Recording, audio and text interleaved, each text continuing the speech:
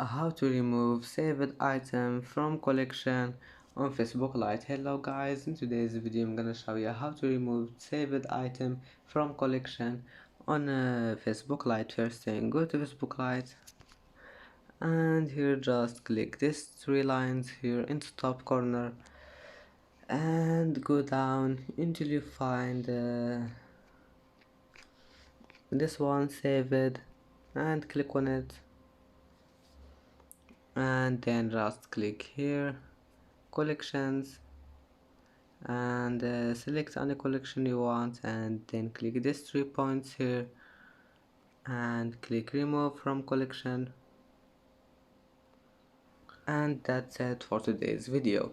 If you like this video, please don't forget like and don't forget subscribe, and thank you for watching this video until the end. See you in the next video.